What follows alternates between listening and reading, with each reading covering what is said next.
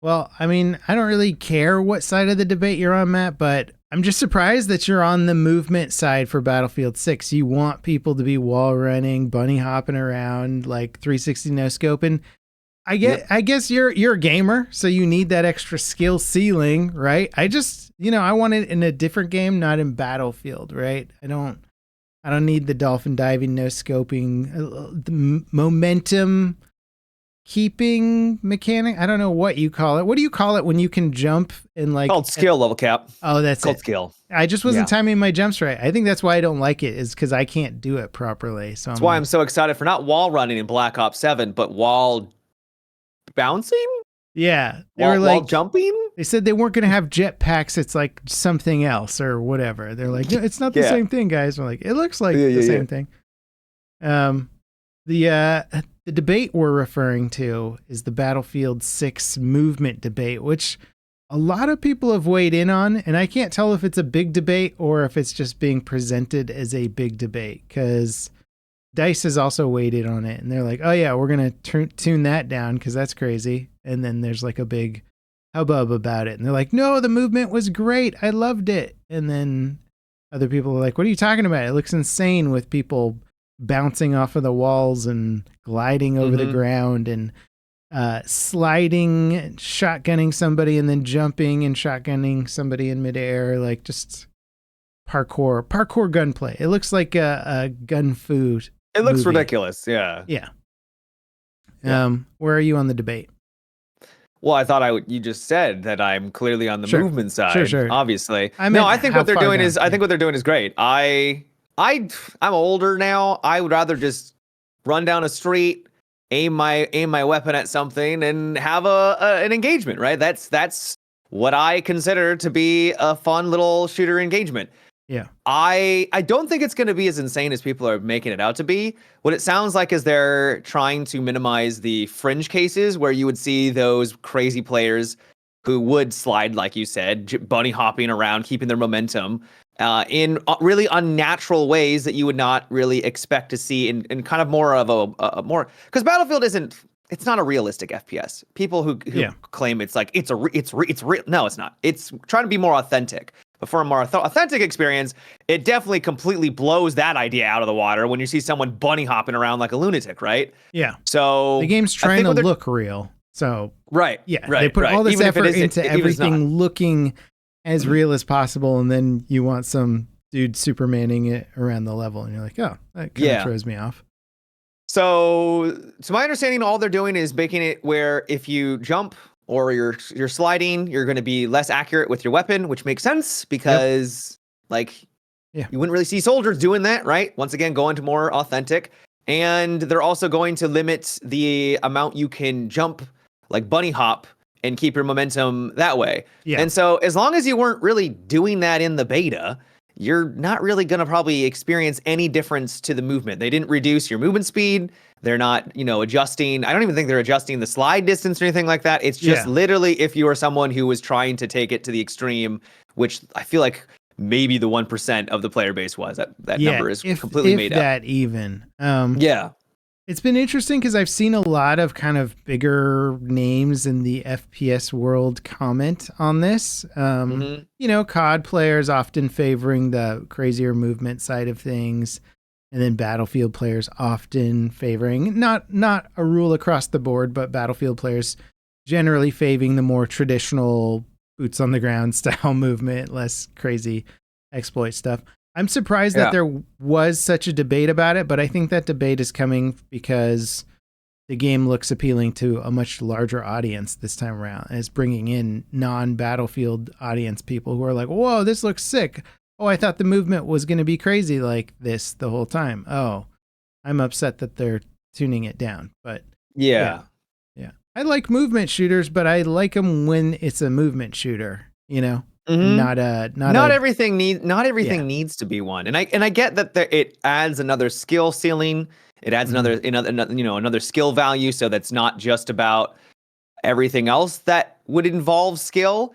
And that's one thing I think a lot of these movement shooter gamers not necessarily forget, but there is more to just Yeah. using your aim and your movement to take out targets, because then you have to worry about situational awareness, your squad mates. So you have to have some teamwork, right? You got to worry about what's happening around you more and disengaging sometimes, and you can't just outgun somebody. Yeah, I actually enjoy watching like really good FPS players hop into a Battlefield game and not do as well as you might think they would, because Battlefield's really just about, like you said, situational awareness, understanding when to push up, when to hold back, like when to flank around, when to go for it. Because when you're up against 10 guys, you can't just always outskill them. You're just going to get owned, or a vehicle. And so Battlefield's not only that sort of knowledge curve of knowing how to navigate a battlefield somewhat intelligently and move through it at the right pace to get the best sort of bang for your buck with your life and your effect on the battlefield, but also then you've got vehicle stuff, like playing a whole nother realm. So if you want to take your skill set to the next level, get good at all the vehicles. Then if you see one lying around on the battlefield, or you shoot the pilot out of something and you can take his vehicle, now you've got that extra skill set to play with. So I think Battlefield's got plenty of skill ceiling. It just might not all be in the like soldier movement and shooting realm. It's in other realms as well. Yeah, it's one of the reasons why I was a little surprised by everyone saying, and I get it, because the maps were more chaotic and they were more close quarters, and there was definitely chaos to it. But I felt like as long as you took your time and as long as you kind of understood the way the map was laid out, you could pretty much guarantee where the enemy was going to be coming from for the most part. And I actually really like the map design in that way, because I felt like I could control my engagements. When I play Call of Duty, it's just everywhere. It actually feels chaos to me, and I appreciated that. I felt like I was more in control. So yeah, I liked it about it. COD incentivizes an always moving forward style of gameplay because people constantly spawn behind you. So if you stop and hold your ground for a second, somebody comes up behind you, and you're just like, oh. Right. Okay, so I just have to be moving forward to like mitigate the getting shot in the back mechanics in this game. Yeah, and and you still had that happen in Battlefield. I'm not going to say that it wasn't chaotic, but it definitely didn't feel nearly as chaotic to me when I took my time. Yeah. Now, did you see? I think that I wasn't really familiar with this YouTuber, but his name is Vic's Corner, I think, is the name of his channel, and he did Sorry, go on. Yeah. Okay. So you've seen it. He put out a video on Battlefield 6's color grading. And it was extremely well put together. Like he definitely knows his stuff. He can explain color grading way better than I can. So I found it super interesting to watch his take on the different Battlefield games over the years and how they've used color grading and to what extent, and how each game has color grading in it. It's just the style and how heavy-handed it is, and how much it's kind of used in a way where you're supposed to be aware of it versus supposed to be kind of unaware of it. And comparing it to BF6 and sort of asking people what they thought, because that's been an interesting debate about just the overall visuals, looking a little bit closer to like BF3's heavy-handed color grading. And it's interesting because the audience seems to be very divided on this subject. Like, half the people are like, "Oh, I don't like the new color grading in BF6. It's way over the top, and I preferred Battlefield 1 BF5 more neutral colors, or neutral grading rather." And then other people are like, "Man, I missed the like kind of bleak, war-torn looking color grading from other games like BF3 almost." And so I wasn't expecting it to be so down the middle divided, because of how much people reference BF3 as being one of the worst looking games in terms of its color grading style, and how much better the game looked when you backed off on that grading. But there does seem to be a lot of back and forth argument here. I'd be very curious to see. And so one of the cool things about Vic's Corner video is that he spent a lot of time degrading the video, as he calls it, which is like you're basically regrading an already graded video to try and make it look like it hasn't been color corrected. Right. Which is really hard to do. It's technically impossible, but you can get close, right? You can get close to maybe what you think the original visuals were like. And I thought it looked so much better. I thought his ungraded or his neutral color grading on BF6 looks significantly better than what BF6 looks like. I don't know what your thoughts were on it. So for some maps, I agree, and then others not as much. You're right. It's a stylistic choice. It's more of a cinematic choice. That was kind of, I think, the best way to describe it was it did remind you of kind of those more war-torn, gritty movies that you would see, and it seems like they're trying to emulate that. I do not like the color grading in Battlefield 3. It got old after a while. It just did for me, and I already noticed that I did not like that for especially. The Iberian Offensive. That map was, I felt, a kind of an eyesore a bit. It was like, I'll play it, and I warmed up to the map significantly, but that one in particular really felt like it was very exaggerated, and absolutely reminded me of like Metro back in Battlefield 3 days, where it was just basically blue, but in this case it was like a green vibe, which I just did not like. The color grading made everything pop better, made things like the fire in the background just look fantastic. His grading. His grading, his grading. Sorry, I should have clarified. And it looked great. Now, Siege of Cairo, I think looks fantastic with the way that they handled that map. I think it looks good too. Yeah.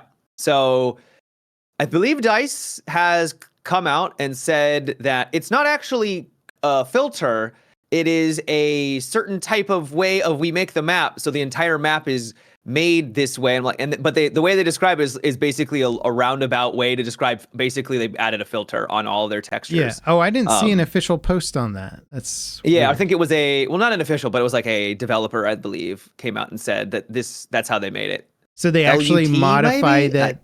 LUT that's basically a post-processing effect. LUT stands for, I forgot what it stands for, but it's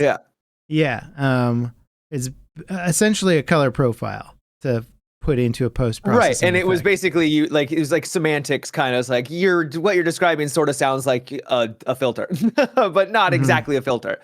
So you can't just turn it on and off, essentially, is what I think they were trying to imply. I don't mind them wanting to have a stylistic choice. I think that's okay, and I think that's why people are right down the middle on this, is because it is just aesthetics. It's just the vibe that they're going for, and some people like it and some people don't.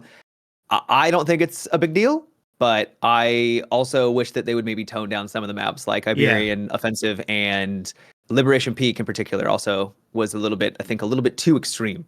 And it is a map specific effect where they can change it based on the map, which is cool. Right. It's great. It gives them flexibility if they want to make a map feel a different vibe than a different map. You have more tools to it. It's actually interesting if they did it in a texture profile versus post-processing, because the performance in BF6 is really good. And one of the ways to make that better would be to reduce the amount of post-processing calculations you need to do. So rather than doing just a whole filter, as you say, which would be a post-processing effect, another way to describe post-processing effect, you just change the base color of the material. And you could do that in mass. It requires a lot of forethought and clever engineering on their part. So essentially they're doing color grading, but on all the world's materials instead of just a filter over it, which is like, I wouldn't put DICE past that for their optimization. They've done some incredibly impressive stuff on the back end to get things working. Which sounds like what they did. Yeah. That said, if they set up a system for that, it just means that they have to regrade it and then re-export with the new grading, as opposed to it just means that they can't turn it on or off or change it willy-nilly. It just means once it's baked in, it's baked in. And if they're going to change it, they got to patch it, right? It'd be more significant. Yeah. Yeah. Which also is cool, because that means that people couldn't potentially hack into their video drivers and turn off those effects, which they figured out how to do in the past. There was a mod for BF3 that could turn off the blue effect.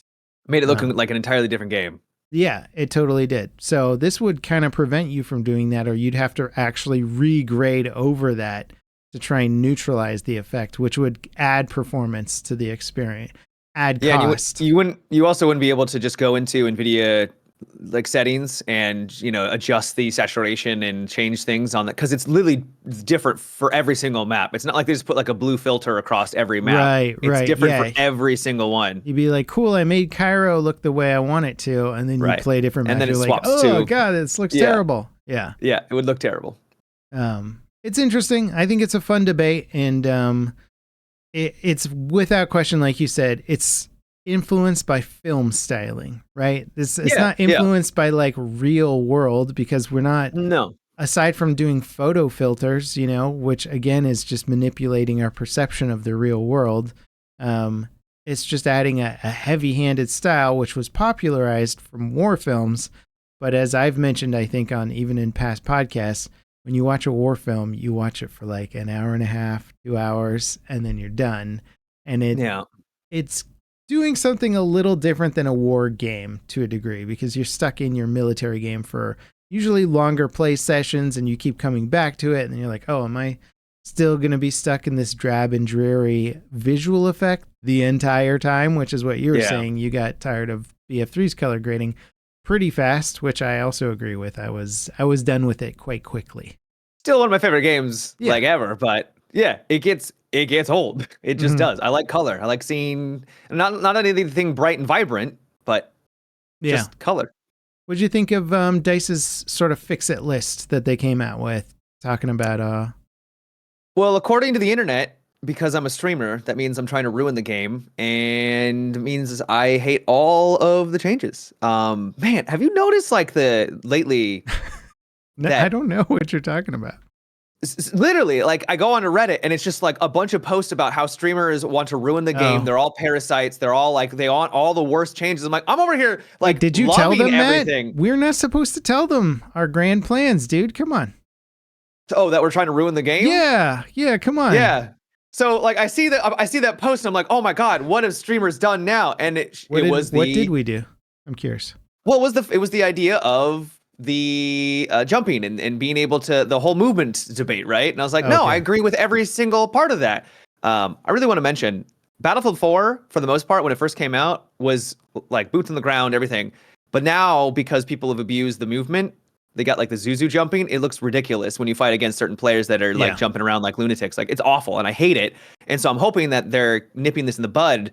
And yeah, you could claim that was a skill set that people, but it's like, it looks awful, and I don't want that in Battlefield 6. So I love that part. But the fact that they're also addressing the ability to get off on the rooftops. I know some people like the idea of getting up there on Siege of Cairo. No. Yeah, like I like breaking the game. It's like, no, come on. Yeah. The map flowed so well. It was so good until people got on the roof. Also, there's clearly maps that are going to be designed to have your rooftop stuff in them. We've seen it in the trailers. They show people up on top of these buildings, and so it's like, do it on the maps where they want you on the roof. Designed for it, right? Exactly. Just getting onto a roof for the sake of having verticality, I don't think is a good way to balance a map. It just ruins it. Yeah. So absolutely love pretty much everything that they said. Yeah. Well, I was like, yes, this is exactly what I wanted. They're adjusting some of the weapons to balance it out, which we expected. There's the rooftop stuff. I think there was one more thing, but I'm forgetting off the top of my head. Yeah, there was a few things in there. A lot of it was just kind of the typical weapon balance stuff that you would expect, like nerfing shotgun. Huge surprise there. Yes, the nerfing the shotgun. Yes, the shotgun nerf. Yeah, so a lot of stuff that was coming. Now, I was, I don't want to say surprised, but I was kind of disappointed not to see any mention of spotting stuff in there. Yeah. They kind of glazed over it. And part of me is like, if I was a developer and I knew that fixing spotting was going to be a pretty long, complex process of trial and error and testing, I might not want to mention it now because we might not have the resources to try and fix all that before October 10th, and get it in the game. So they did mention it like on like a Twitter post they're going to be looking into it, but it wasn't on their big post. No. Gotcha. Okay. So it might just be a thing where they're like, this is a pretty big can of worms. We don't want to mention it here so that people are looking for it at launch, but rather it'll just be like one of those things where they make incremental adjustments to it over time, which is kind of how BF5 did it.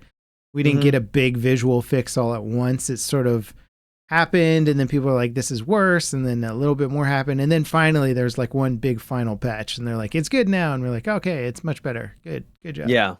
If they can get to where it is like in Battlefield 5, I think it's much more natural in that game. It doesn't feel so snappy. Yeah.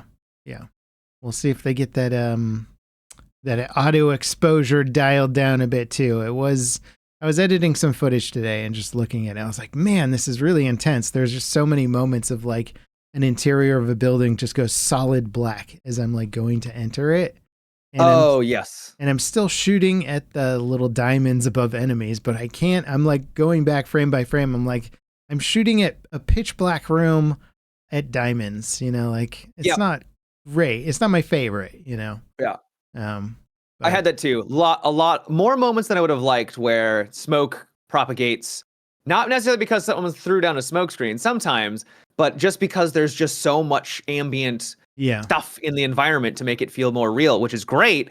But in an engagement where they get into that fog, I'm like, I don't know where they are, but I see their diamond and I'm going to shoot at it and I get the kill. And that happened a lot more than I would have liked. Well, and think about how complex that logic has to be on the game side too, where they're like incredibly complicated. How do we tell it when to turn off auto spotting versus on? Yeah. You're like, okay, when the shader complexity gets beyond this amount, we turn it off. Like, okay, that's a super inconsistent. It's going to give you just a really inconsistent. Yeah, it's got to be. I do not.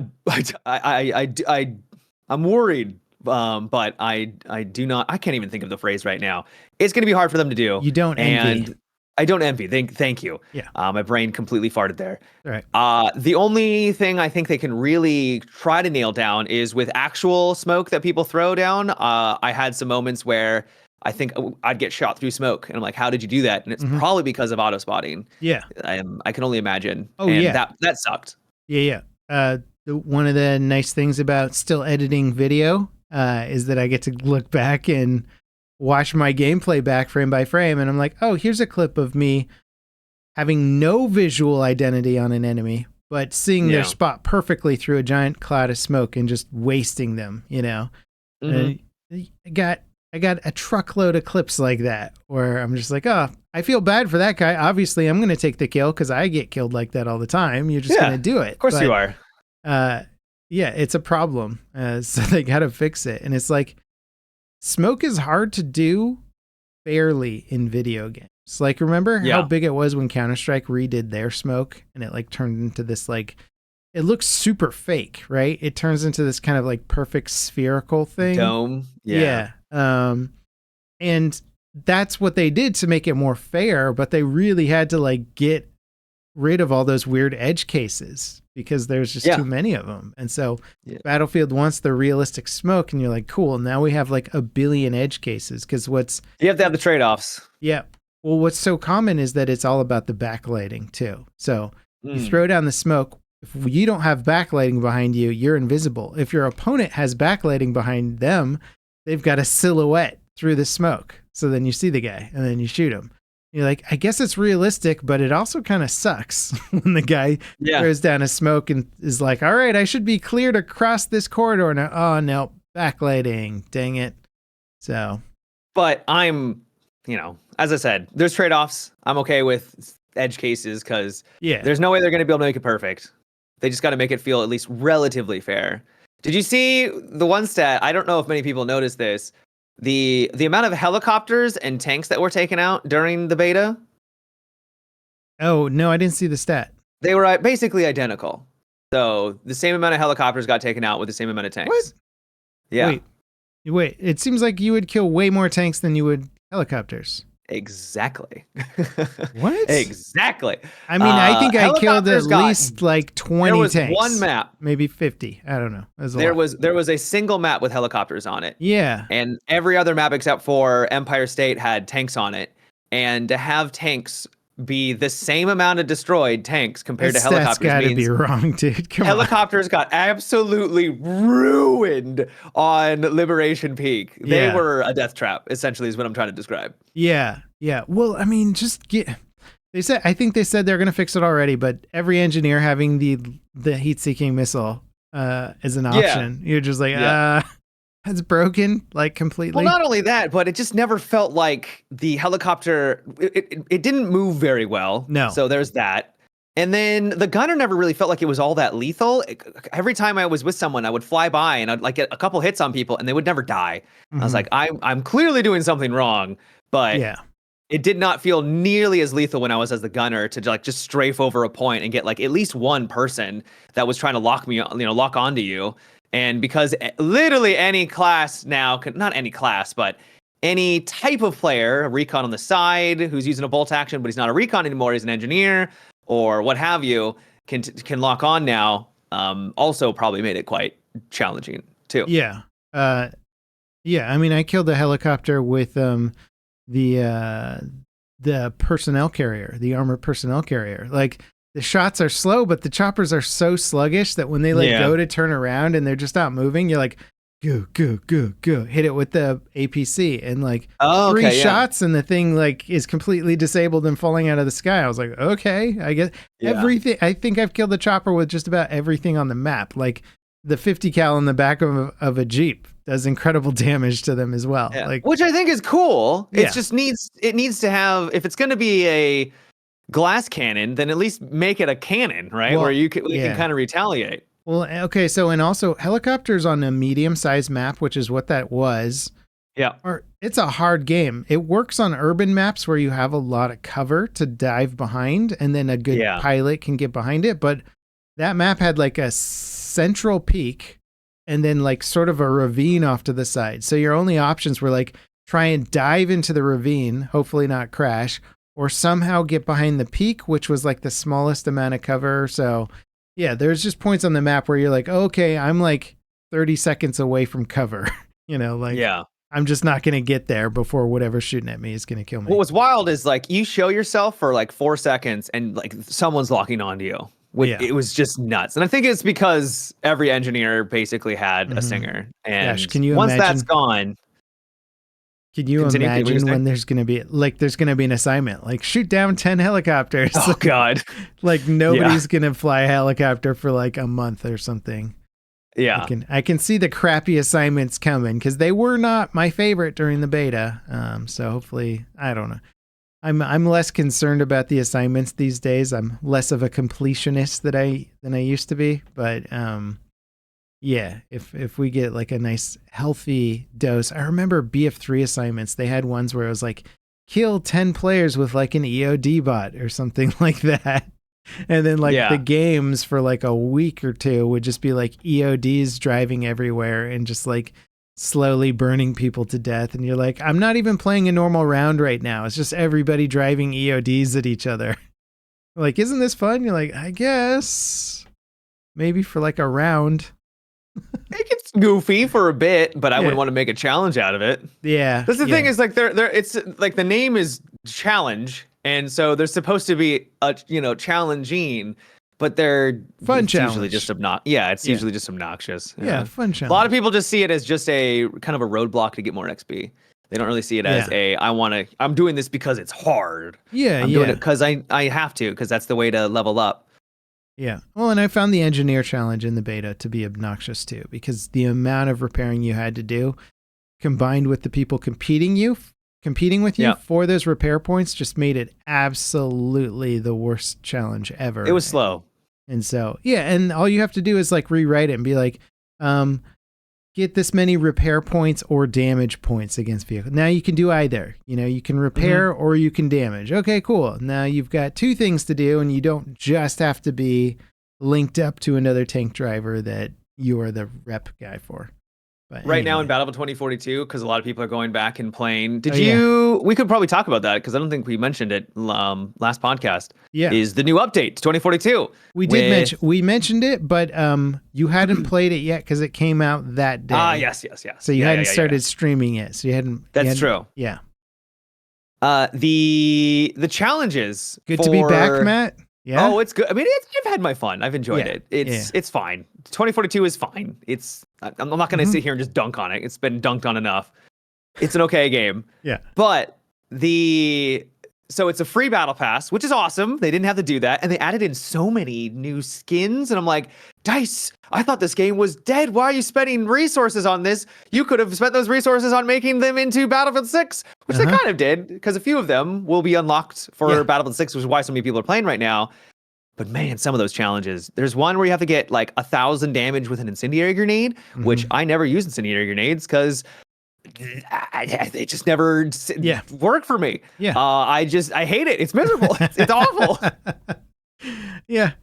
Isn't it good to be back, Matt? Doing those fun battle pass challenges. Yeah, I like them when I swear it's because the devs just get bored and they're like, 1,000 damage with an incendiary device. And it's like, you're not playing the game, man. I think everybody who writes the challenge should have to do the challenge.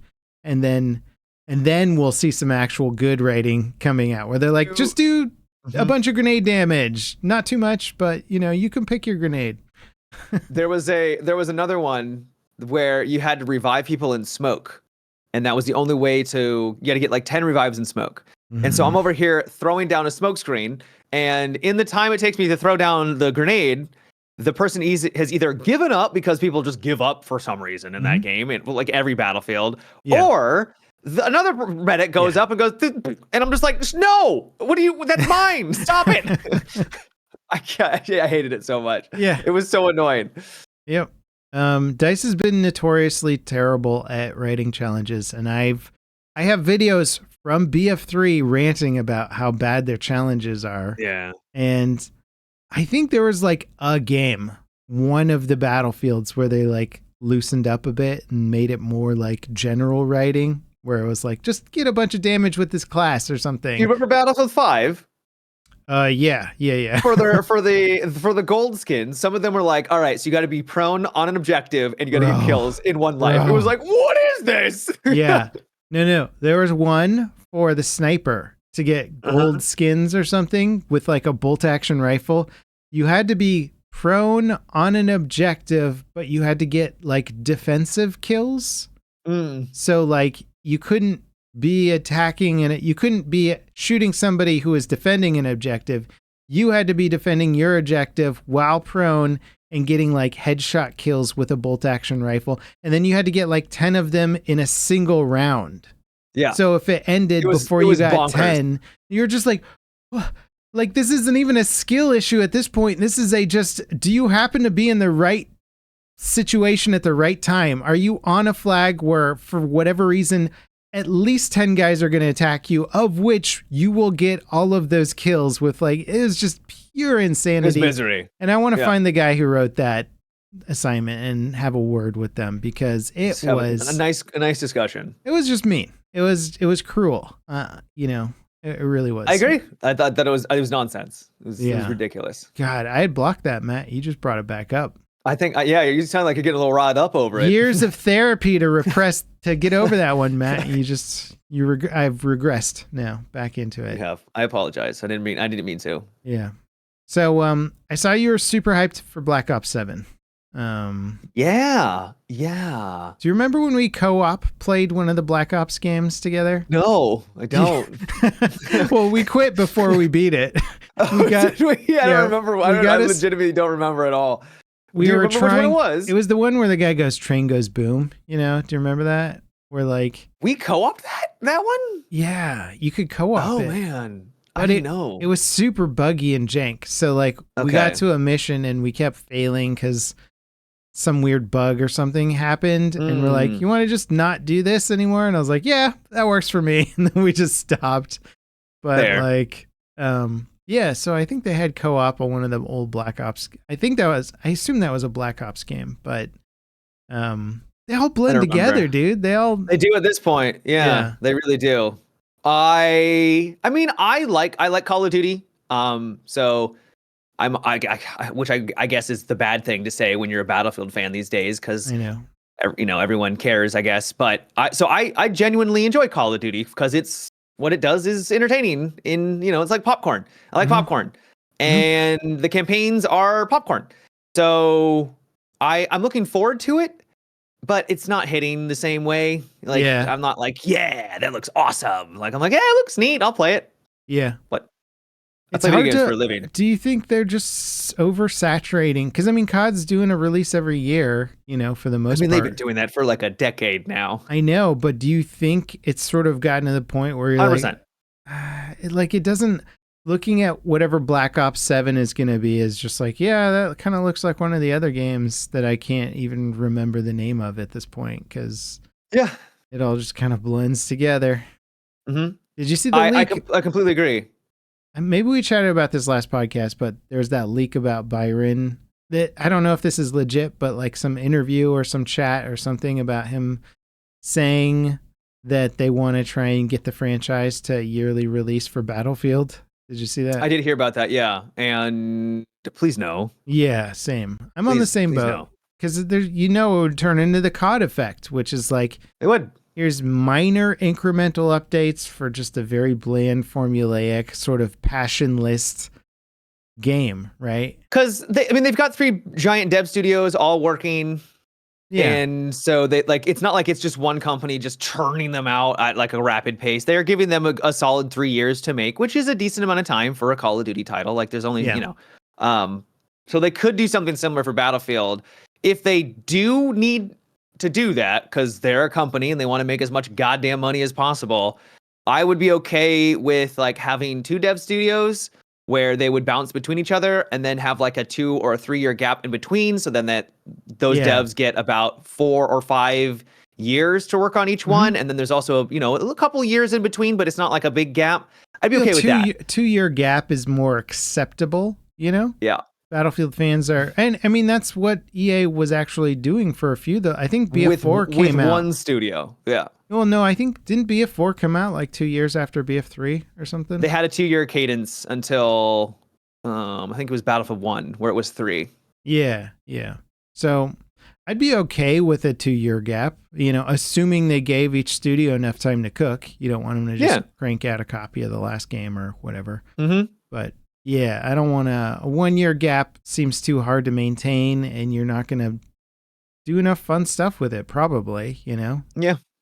Yeah. It also gives people more time to be invested in the previous game, and it gives them more time to flesh that out more with content and whatnot, and not feeling like you're just, it's like, oh, there's going to be another game in a year. Well, who cares? Yeah. Yeah, I agree. Yeah. It's kind of like us just really not caring about, the next Black Ops game is going to come out, but we're like, yeah, it's another Call of Duty game, Which is fine, but they do, like you said, blend together to the point where it's hard to remember exactly which is which. But maybe we're just the old guys now, Matt, because, maybe. Newer gamers coming up are like, oh, man, the next Call of Duty game, I'm so excited for it. And it's like, okay, it's new to them still. One critique I've been seeing is for Battlefield, and they're complaining about, if you make a game for everybody, you make a game for nobody, right? And then you've heard that, right? I've heard that like those ideas before. I don't know if I've seen it associated with Battlefield, but yeah. Fair enough. A lot about the movement stuff, right? Where they're like, oh, you make this game for everybody, you make it for nobody. But then that's like, you've described Call of Duty, which is the biggest selling goddamn franchise in the entire world. Yeah. Right. So like where, what? Yeah. No, I agree with the point. And the problem is that COD is the only game that can do that because they're in a way. Yeah, they're the top game, and they kind of appeal to the biggest, broadest demographic of. But the thing is that they're not even like, even Call of Duty has its niche. It's just its niche is quite broad, right? Yeah, it's not a game for literally everybody, but it does have a much more wider appeal. Yes. Yeah. So the argument is sound in my mind, where if you go for the bigger, broader appeal, you don't appeal to your niche audience, which is not super niche. The Battlefield audience is pretty big, but that audience is the people who want a game that looks like a military game and doesn't stray too far from it being a military game, Right. But also there's the point I'm trying to make is that it's a spectrum. It's on a scale, right? Because you have Squad and Hell Let Loose, and those games are super awesome. They're really fun, especially Hell Let Loose. I love Hell Let Loose, but that's a game that is clearly made for only a certain kind of gamer, and it doesn't have as big of appeal as something like Battlefield, and Battlefield will never go that direction for the sake of just being a niche, right? Yeah. Like, does that make sense? Yep. I hope that makes some sense. Did you see the Hell Let Loose Vietnam thing? I did. Yeah. Looks cool, huh? Exciting stuff. Yeah. As I said, I think Hell Let Loose is a blast, and to play that in Vietnam should be interesting. Don't know how they're going to handle cover and foliage, though, because, oh boy, that could be a nightmare. Yeah, I'm not looking forward to the YouTube compression of all the green jungly stuff, too. Yeah. Like, having been a YouTuber for a long time now, and some of the games being very green foliage based, and watching YouTube just compress it to absolute garbage where you're trying to watch it back and you're like, what am I looking at here? Hopefully it's I feel better like now. as some games have evolved and graphics have improved, it's not as bad, but still, you're right. Green, any kind of foliage is going to be a lot harder for the pixelation problem. But at least as long as they don't, there was like an era where they would use a certain type of technique for grass that just made any time you interacted or looked at it, just like everything just went completely pixelated on your screen for streaming and YouTube. And thankfully things have gotten better where they don't have to use that technique anymore. And you can actually see the foliage a little bit more clearly, and it just makes it look better. Only in game and also on a streaming platform. So fingers crossed that they'll actually deliver it something that doesn't look absolutely booty cheeks. Yeah. Gosh, what if with all the detailed, nuanced destruction, man, if Battlefield went back to Vietnam, it'd be cool. It'd be cool. I feel like EA's plays it too safe these days, because obviously it's a more controversial war with just like some of the history surrounding it. Yeah, there was history there. So it's not a fictional war. But they did do it. I mean, they did make Battlefield Vietnam before, and they've made multiple like kind of expansions around it for like the Bad Company and stuff like that. So it'd be cool to see a standalone release, but I think they do have to do the modern game before they can go back and do more of a niche game, you know? I agree. It'd be sick. So I do miss dropping napalm with those F4s though, flying over the jungle, man. It's a very effective weapon, Matt. Okay. It's quite effective, yeah. Yeah. Who would have thought? You could play era appropriate rock music while you're strafing the jungle with your helicopter machine gun. Yes, you could. It's like, this would not fly today. Modern gaming, they'd have to tone some of that down. Good times though. Good times. Yep. Speaking of things, I wanted to bring this up. It's movie talk, but speaking of things that just kind of have repeated the same formula over and over and over again. I saw Mission Impossible 8, Matt. It's not called Mission Impossible 8. It's called Mission Impossible Final Reckoning. And I get why they don't number their movies, because who wants to go see Mission Impossible 8? You know, then we're going to be seeing I know. Well, I did actually. Man, the stunts are cool. Like, the stunts are incredible. Tom Cruise, he's going to die one day. He's just going to be like, he keeps trying to up his stuff. And at some point you're going to be like, you know, Tom Cruise died because he strapped himself to a rocket or something, a rocket ship, you know, like. Yeah, just straddle a rocket flying off, just like cowboy style, literally into space. Like, let's go, boys. Yeah, he's doing some crazy stuff. He's got an airplane stunt in it that's just bananas. Absolutely bananas, yeah. It's absolutely bananas, and then you watch the making of it, and you're like, that's still crazy. Like, they're like, he had a rope on him. You're like, yeah. Yeah, and one. Yeah. He has to, like, jump from, like, a plane to another thing, and you're like, yeah, he's got a rope on it, but if any of that goes wrong, he's, like, in a propeller, he's getting smushed between two airplanes, he's getting whipped at, like, yeah, it's insane. I haven't seen it, so I don't know what the scene is. I doubt he jumped between two planes in real life. I doubt that happened. But who knows? Maybe he did. Well, they put the making of it online. The man, while they were flying, jumped between planes. Well, technically it's between a plane and a helicopter. Jesus Christ, his head just goes, dunk. Well, like literally the plane's bumping into the helicopter and you're like, these guys are inches away from a massive aerial collision and everybody dying. Crazy. How do they get the insurance for that? Bro, Tom Cruise's insurance company straight up just quit, I'm sure, one day. They're just like, we're out. We're out. Done. We're not paying for this anymore. We can't do this. This is absurd. Now, I liked the movie. The stunts are worth it for sure. 3 hours, bit long. Okay. All right. Okay, 2 hours, 50 minutes, bit long. Really cool submarine sequence too. Probably my favorite bit of the movie was like some submarine stunt stuff going on. It was really good. I'll stay away from spoilers, but I just want to say this. Like, when you have a movie that is so heavily involved in tech, right?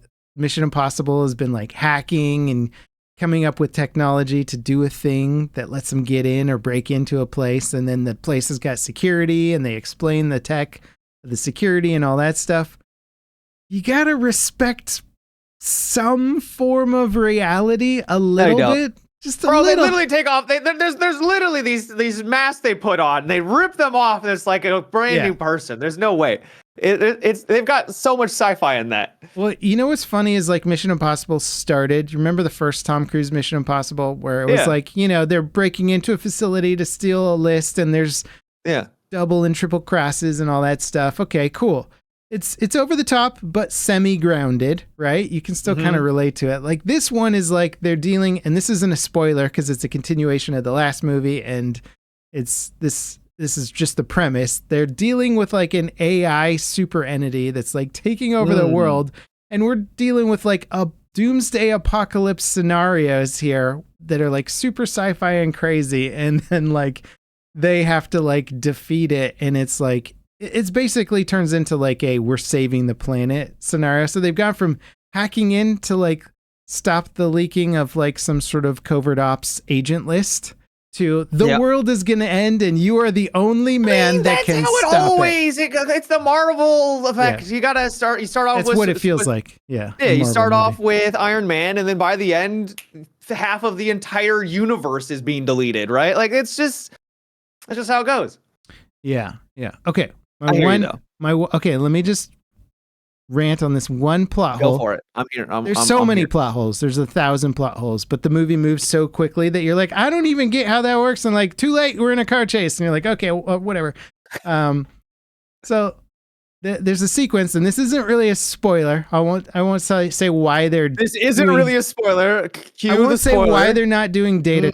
Okay, they have to do data transfer at one sequence where they have to take information that is on a server farm, a gigantic, building that they fill with servers and data. So they're transferring whatever petabytes of information.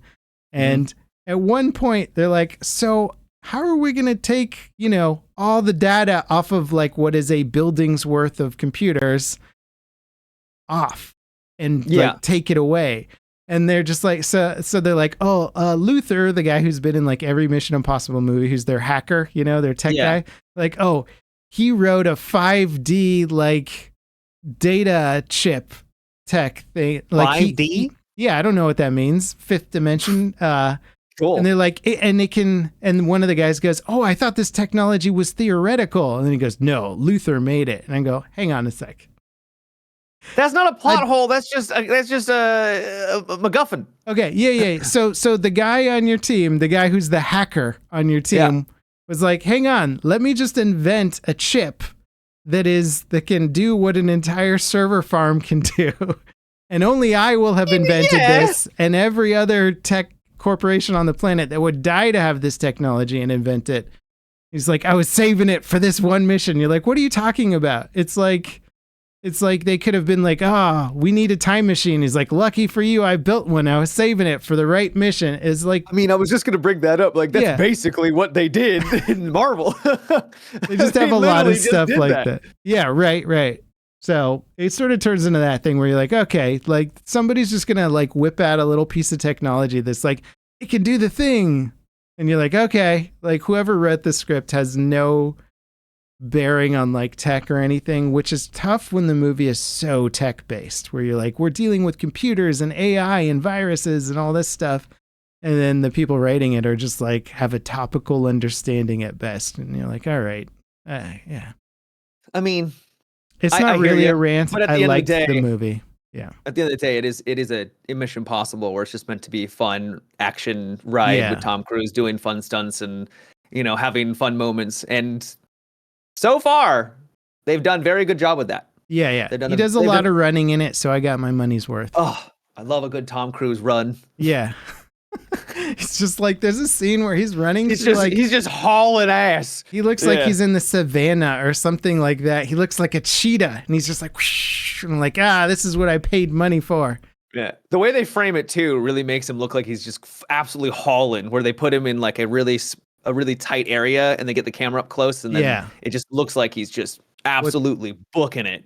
They zoom in with the camera, and then they move the camera on a dolly track slightly faster than him, so the background then moves quicker in relation to his movement. So you're like, whoa, is he like, he's moving like 50 miles an hour, dude. That's crazy. It's great. Yeah, I love it. Fun movies. Yeah, I give it a thumbs up. It is a lot of fun. You just have to sort of, the computer side of me was like, I can't deal with this, like, these techno weenies, man. They just know nothing about like computers or software or anything. They're just like, oh, write the software stuff to do the thing. And you're like, all right, cool. Whatever. You wrote a virus. It does the thing that you need it to do, even though that's not how it works or any. They keep talking about source code in it and they use it completely incorrectly and all this other stuff. And I'm just like, stop.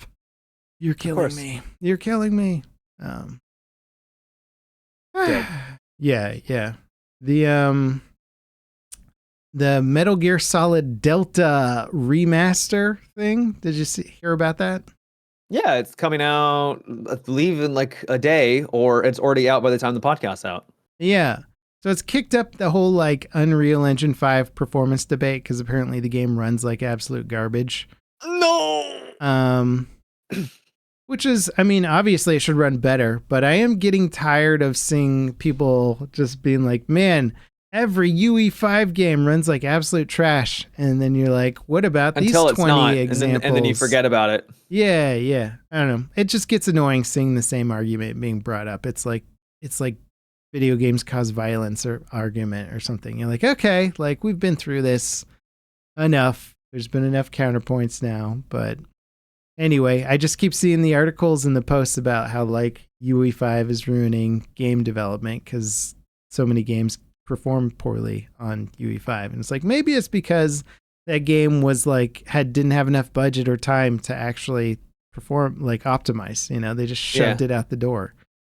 It could be a little bit of both. There could be some issues with Unreal just being a tougher engine to optimize. I don't know. I'm not a game dev, but there could be some validity in both statements. It's an easy engine to make a really good looking game, and it requires actual development time to make that game optimized. I would say the exact amount of time that any other engine takes to make a well optimized game, but you just don't have so many easy tools to make it look great right away. So you just make it look great right away. Then like your producer's like, oh, that's fantastic. Ship it. And you're like, oh, we need like 6 months to like 8 months to optimize it now. And they're like, nah, it looks good enough. Ship it. And I think that's what happens basically, where it's getting punished for being too easy to make good visuals, where optimization is still a pretty big workload. But yeah, that's fair. Yeah. Well, you played some Deadlock? Yeah, I did. Yeah. Game's popping off right now. It's popping. I loved it when I had a chance to play. I think it was like literally a year ago. Let me see how many people. They're taking their time with it, which I guess you can do if you're Valve. You can take as long as you want. Yeah, it was getting down to the point where it was around. They had around like 10,000 people concurrent. They were sitting 12, 15,000 concurrent average players on Steam. They're now back up to 51,000.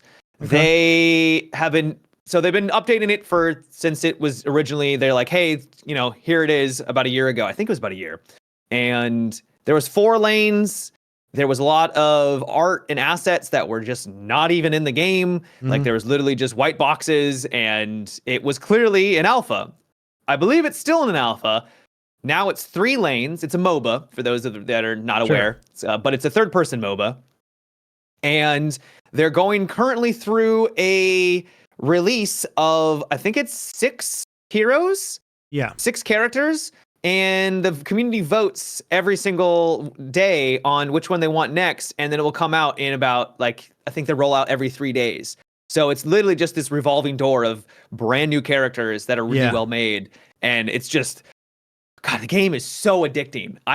They have not perfected because it's still got work to do, but there is something about it that just keeps you coming back for more. And I absolutely love it. They came up with a character called Doorman, and he is one of the most stylized, cool characters I have seen in a hot minute. He's a doorman, if you Google him, like kind of like from like the 80s or something. Yeah. But he is I think he's like a god, and he's just here to mess with people, but he wants to be a doorman because he just wants to help out, I guess. That's his vibe. That's his vibe now. His ability isn't to just like make doors that are portals everywhere? He does. Yes. He does make doors that are portals. Sick. And it's incredible. You literally will make a door and it makes a portal, and like no lag, no nothing. You can see to the other side. The enemy can see to the other side. You walk through flawlessly. Oh, snap. Splitgate's going to lose their market. People were saying, oh, it's like Splitgate and Overwatch. I'm like, oh my God, we can't just compare every game to every game. This is ridiculous. But yes. Also, Valve they own Portal. So it's kind of like they own Portal. Yeah. But it's incredible how seamless the Portal system is. Other than the fact that there's some really big jank on where you can place it. You should be able to place it basically anywhere. You put it on a surface, be like, no, and then you slightly put it to the left, and it's like, there you go. So in a high-paced, fast-paced game that is Deadlock, it can be really finicky, which is annoying. But as I said, it's an alpha. So he's really cool. His ultimate is you will teleport someone to another area, which is like in the hotel, and they have to do a jump puzzle to leave. And if they don't do it within a certain amount of time, they'll take a lot of damage, and then they'll come back to that spot where you lock them. But that means that they're locked there for a solid like 5 seconds. That is a bizarre ultimate, and I love it. It's crazy. Yeah, it's like, what the hell? So it can basically just take someone out of the fight for about a couple of seconds, which in a game that is really fast-paced is a long, long time. Yeah. So he's really strong, but he's also a high skill cap character, like pretty much infinite skill ceiling. It's absolutely bananas. Yeah. And so they've been just adding a bunch of characters, and I love it.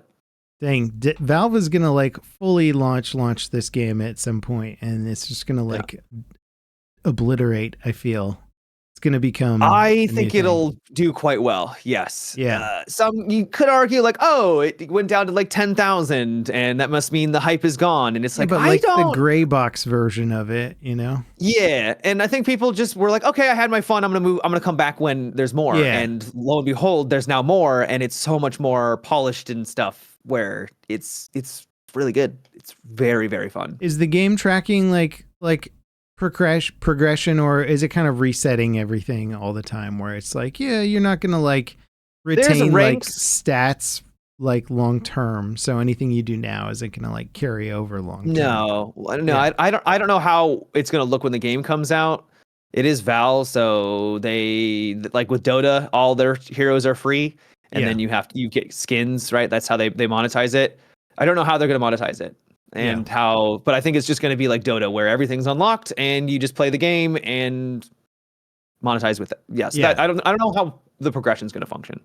I feel like Valve can take those kinds of risks pretty easily. Like nothing's really much of a risk to them because they're like, we got billions of dollars. Who cares? Yeah. They have so much money. They can do whatever they want. Yeah. They can do whatever they want. But also it's like, yeah, we made a free game. It cost this much, and maybe we're not making as much as we thought we would off of cosmetics, but it's bringing crap loads of people to Steam as a platform. So, like, when they get tired of playing Deadlock, then they're like, I'll just play some other game on Steam.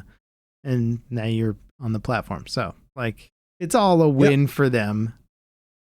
Meanwhile, Gaben's buying companies that build yachts now. That's his thing. He's like, I'm bored of just owning yachts. I want to buy the company that builds yachts so that I can then, I don't know what he's going to start making super custom yachts. Who knows? Yeah. He's, what do you do with billions of dollars, Level Cap? Whatever you want is the answer. Yeah. I don't know how involved he is in like, day-to-day operations at Valve anymore. Who knows? I think he's over just fishing and diving and stuff. Yeah. And good for him.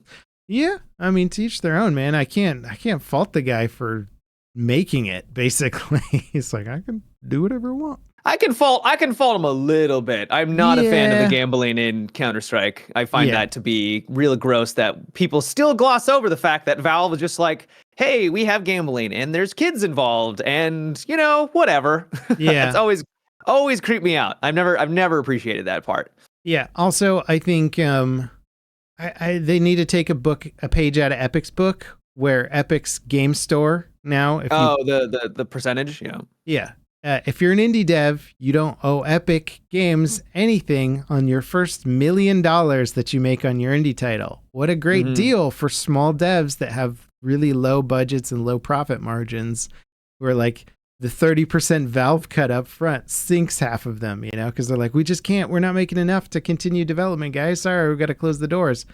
And then Epic is like, hey, you get the first $1 million for free. We're not taking anything. And then after that, we're taking like a 12% cut or so. It's like 18 or 12%, something around that realm. A lot better than 30. Yeah. So I really wish Valve would take a page out of their book, but they're essentially a monopoly, so they don't have to. So it's kind of a problem that everybody keeps giving them a pass for. And I'm like, well, I mean, I do love my Steam, and I get it. I love it too, man. I just I follow a lot of indie developers online. And whenever they get like a deal to make it publish their game on the Epic Game Store exclusively, they get torn to shreds. And the indie devs are like, hey guys, Epic offered us like $2 million to do this. And that's going to allow us to make this game way better, so that when the game comes out on Steam a year later, it's going to be so much better than what was offered. And they're just like, you money grubbing traders. And it's like, they might have failed if they just continued on their path to publish on Steam. Why should they have any allegiance to Valve? The internet's really interesting when it comes to money, especially when it comes to games too. Yeah, like, gamers are insane, to be honest. They have no politics. Like it's like you sense. have to do. It's like money. Gamers. How to describe this in a way? Because I think the vast majority of people are like okay with people making money, right, off of their games. But then there's like this subset where it's like they're very adamant that like if you have to, this has to be a passion project. You know, it needs to be for the love of the game. And as soon as money involves, like, shame on you. It's like, but they still have to make a living, right? This is still they still want to make a living in doing this, and it's this really weird. I think a lot of that's because so much of the commentary is driven by kind of children, teenagers, people who are just like haven't had to go out and make it in life on their own or something. I really just don't know. But it's like, once you understand that you need money to put a roof over your head and eat some food, you're like, all right, like, people got to make money to get by. So like, why, especially with indie devs who are where it's like so much work to make a video game, and then they're getting hammered for like taking a deal that's going to allow them to finish their game and hit it on all the levels that they want to. And then the community's like, nah, you're dead to me. Why? Because they're publishing on a game platform that is going to be mildly inconvenient. Well, it's not for Steam. You to, mildly inconvenient for you to install the Epic Game Store platform and install the game there. Yeah. And I get it. It is annoying. I would prefer to have it on my preferred platform too, but yeah, I do think that things get a bit extreme in some cases. Well, all of those people are gonna, be anti-Valve as soon as Valve does something crazy and takes advantage of the fact that they're a huge monopoly and can do whatever they want with the entire PC game distribution platform. You're like, it's not a good thing. It's too much power for one company, guys.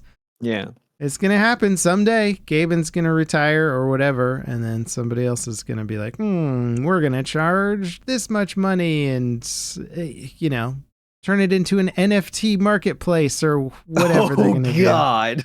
Can you imagine? Yeah, some Ubisoft CEO is going to buy it or something, or be in charge. It's going to be a disaster. Hopefully not. Hopefully not. Fingers crossed. Yeah. Let's see. Well, there's some other interesting news. India banned real money gaming, which is just a way to define. It's basically gambling, but in video games. It's a pretty big deal because they didn't have it regulated before. So there's a huge market. We're talking multi-billion-dollar markets for video game gambling over there, and they just straight up shut it down. Just shut it down. Wow. Yeah. So that's good. I think more countries are gonna hopefully get on that bandwagon. Then we don't have to deal with all the shady gambling stuff. But it's not games that have like loot boxes or microtransaction stuff. It's more of the straight up gambling stuff. But it seems like more of the world is kind of going in the direction of like, hey, let's have less systems that are about paying money for chance mechanics to then potentially get more money or special rewards or something like that. That sort of transactional system seems to be come down on, at least globally in some capacity, and more so. Is this areas. like a gotcha mechanic? Because those are popping off.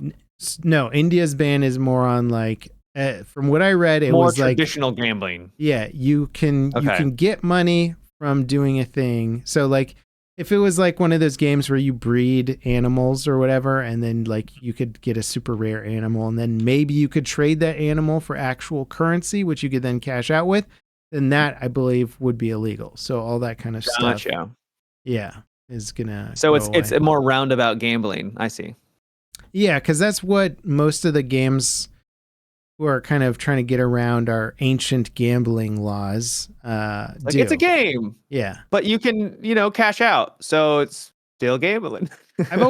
I read some of the gambling laws we have over here, and they're so antiquated where like some of it is like quite literally defining like exchanging money for an exchange to win more money, like stuff like that. And then to get around it, they're like, well, what if we just change your money into like tokens or Pokemon or whatever, and then we'll turn the Pokemon back into money, and now we're not gambling anymore, which I find ironic considering that's exactly what casinos do with chips. You don't come in and slap cash down on the table, you put chips on the table. So you're essentially doing the same thing, and that's very much established as gambling. But when it happens in a game, somehow it gets around our weird definitions of it. But anyway, that'll get updated at some point. Yep. Yeah. Eventually, one day. So yeah, it's a huge market in India. So it was pretty big news, even if we're kind of like out of the India gaming realm. There's certain games are like massive over there. Where like PUBG Mobile is like mega in India. Mobile gaming is like the big thing over there. So whatever is like the biggest mobile game is like, 10x the market compared to what it would be here. Yeah. So it's an interesting market that I occasionally read up on, and I'm just like, what is going on over there? They're into all kinds of different stuff. That's interesting. Yeah.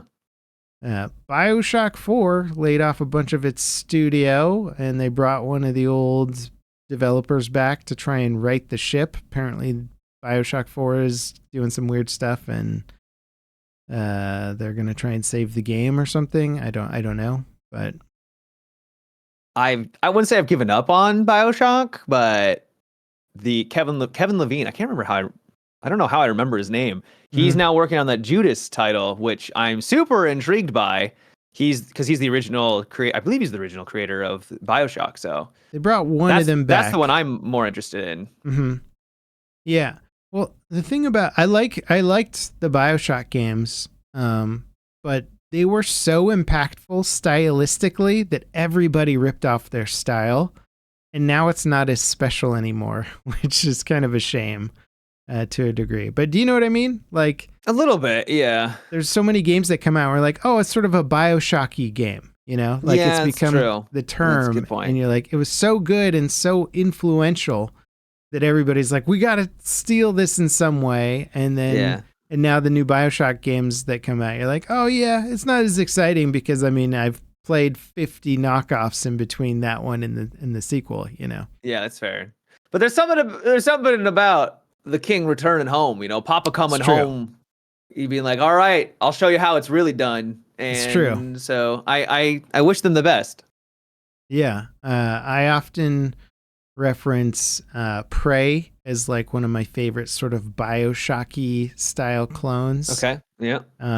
But it didn't really have that original Bioshock style. It had a good style, but it didn't quite hit the same vibe, you know? And that's a hard thing to hit because Bioshock, it was kind of like playing a movie, like it was like playing a Guillermo del Toro film or something, where just something with dripping style, you know? And you're like, I can't get this anywhere else. Would you kindly? Mm-hmm. Oh! Did you hear about the whole Windows 11 update that was breaking people's solid state drives? I did. Man, yeah, that freaked me out. I didn't do any updates. Freaked me out too because it happened. Oh, I don't know if it happened to me, but I had a notification that popped up that said my solid state drive something like aired out. Oh, and I was no. like, oh God, what is this? So I rolled back my PC update to a later edition and I haven't gotten that error again. But oh my God, Microsoft, what are you doing? Dude, what I really don't like about Windows is I will turn off my computer and I will not say update or anything. And then it starts updating crap. I'm like, what are you doing?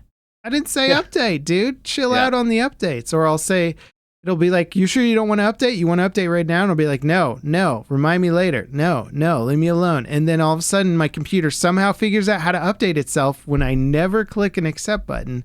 Like, what's going on here, you can turn off dude? auto updates, I think, but I like to keep it up to date normally because usually it's not going to destroy your solid state. Yeah, I do too, but I'll usually give it a week or so before hitting the update button so I can just make sure other people are like, oh, it blew up everything. You know, you want a little bit of time to go by.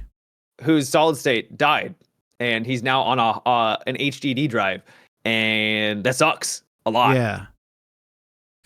Yeah, HDDs are slow. Actually, it's funny. Yeah, a guy I know too. Last week, I wonder if this is related. His hard drive died, and he had to put all his stuff onto an HDD. And he's like, "Yeah, it took 2 days to transfer all of my files." Jesus. And I was like, "Oh, I'm spoiled. I haven't had a traditional platter drive in years at this point." But yeah. I remember when I was first getting started on YouTube, that's what you used as your recording device, and you needed to have a decent one to actually record onto them. Yeah. I invested in an 8 terabyte SSD, man, and it's nice. I just throw all my editing stuff whatever you want on it. Whatever I want. It's fantastic. That one's been with me for a while. Man, nothing like data transfer gets me talking, Matt. You know, data. You want to hear more about data transfer from Mission Impossible? Nothing gets me more hot and bothered. Yeah, nothing gets me more.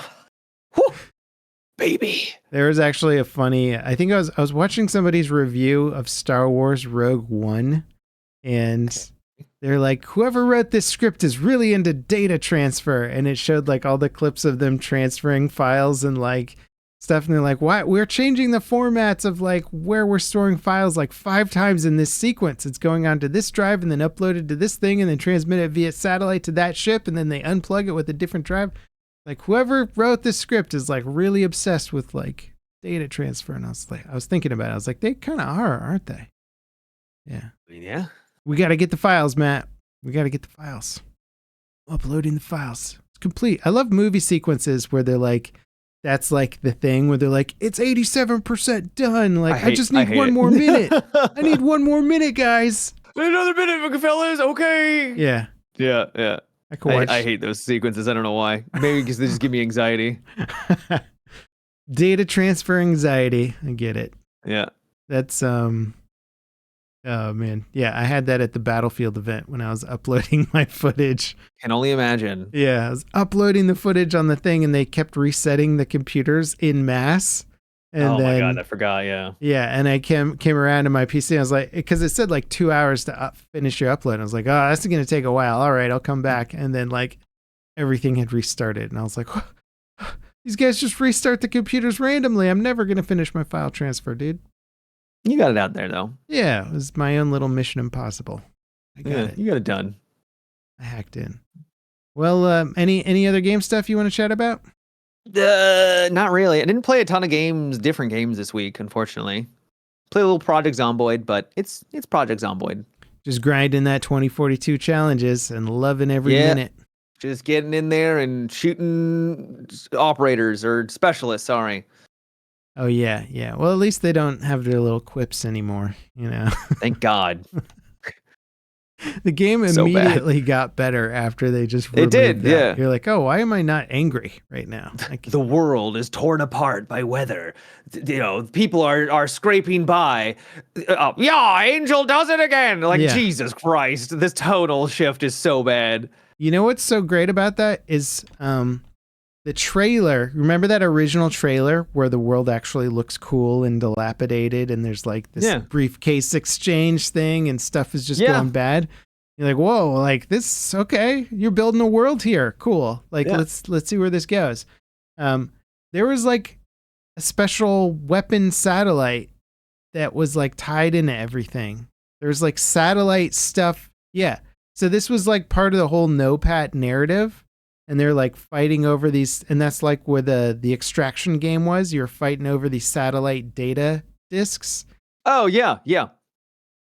None of that was ever explained. There was like some big secret about it. It's Hazard Zone. That was the whole reason for Hazard Zone. Yeah, but I'm saying it was also a big portion of the back narrative for the game where like these special satellites that did something. And it was such a vague explanation that I was like, it felt like it was going to be revealed in like a DLC later. And I think they just dropped the whole thing. Yeah. But when you start up the game, it shows like a satellite orbiting the Earth as like it's the big thing. Yeah, I forgot about it does, doesn't it? Yeah, that's part of the whole thing. And like they just dropped all of that. So they have all this art and narrative crap that's like built around satellite stuff.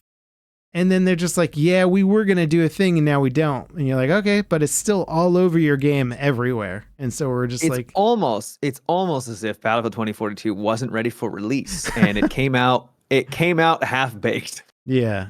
I was waiting for the whole weather satellite thing to happen, where they're like, now we can control the weather. And then they start. I think they wanted to do more with that. I think they wanted to have more than just the tornadoes. I think that was going to be a big part of the game, and then they probably just ran out of time.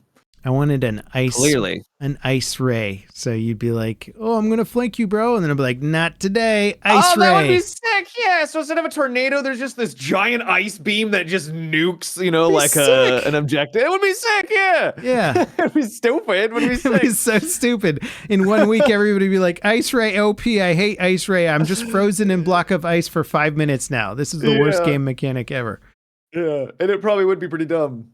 It'd be funny is if you ice raid stuff and then like vehicles would start sliding on the road. So you'd like slide off the road or you'd be trying to run and then stop and you just slide for a while. There's your movement tech. They should have done it. Movement tech, bring it in. Oh, they could have done ice skate technology. So your boots would turn into ice skates. Battlefield on ice, Matt.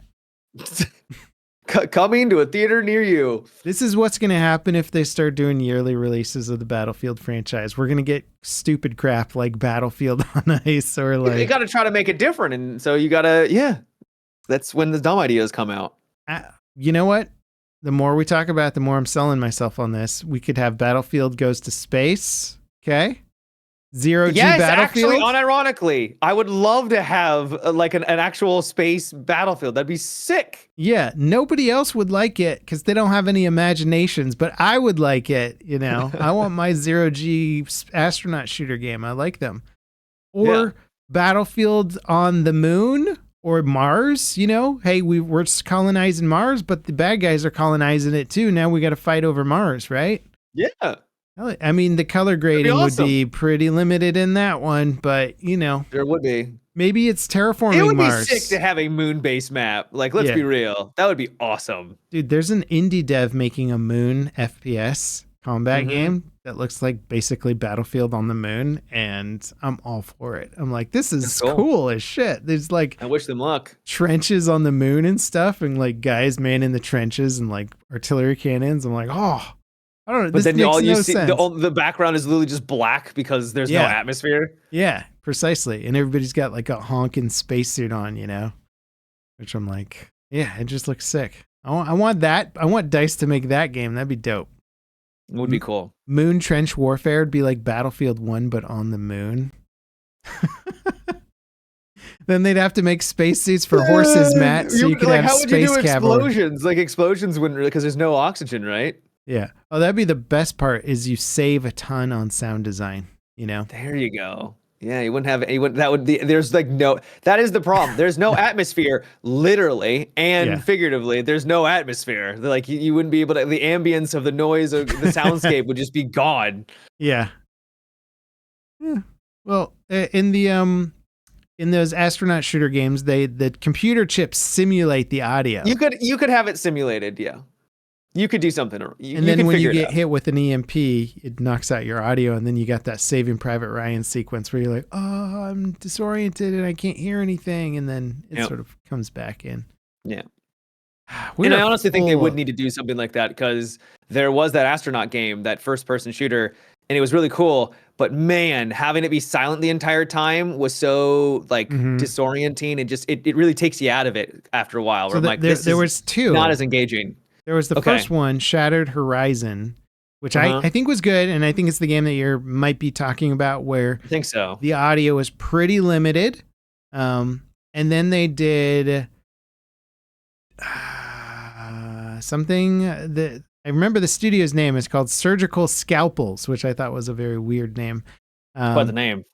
It was like something Horizon, maybe, I don't know, but it was another astronaut shooter, which I thought was decent, but then they tried to make it too much like Call of Duty, and that kind of made it lose its appeal, where you're getting all these big kill streak confirmation things coming up on screen, which felt very off in a hard sci-fi astronaut shooter.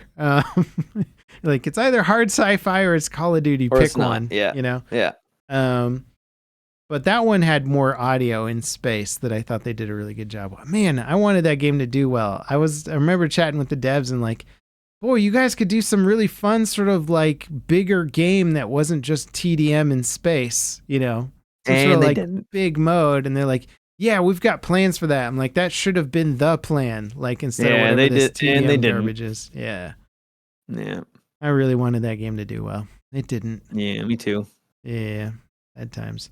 Well, on that happy note, shall we wrap the podcast there? Sounds good. Now that we've given EA all these great ideas. You can have those ideas, by the way. You can take them all. For free. Those are all yours, EA. We're releasing our copyrights on that information. Yeah, so thank you guys for dropping by the podcast. We appreciate y'all. If you want to support us further, check out our Patreon, link down below. If you become a Patreon member, you can watch us live, then hang out for a little post-podcast chat that we do after each podcast. But otherwise, for free, every week, no matter what, Matt is going to give you some incredibly useful advice. So this week's advice is very basic, and you should abide by it, is have a normal sleep schedule and abide by it, because sleep is important. 7 to 8 hours, 7 to 9 hours, you know, depending on how old you are. And stay rested out there, folks. It's important. It's solid advice. Advice that everybody will neglect for the first 25 to 30 years of their life, guaranteed. Don't do it. Don't do it. Once you hit 30, 35, you're going to start being like, I don't feel as good when I only sleep for 4 hours. This is weird. I feel like I've ruined an entire day of my life. Weird. Yeah, I feel miserable. Yeah. Good advice coming from a wise, older gamer. A sage old man. A journeyman of gaming, if you will. Yes. All right, everybody. Thanks for watching. We'll catch you next time. Bye-bye. Take care.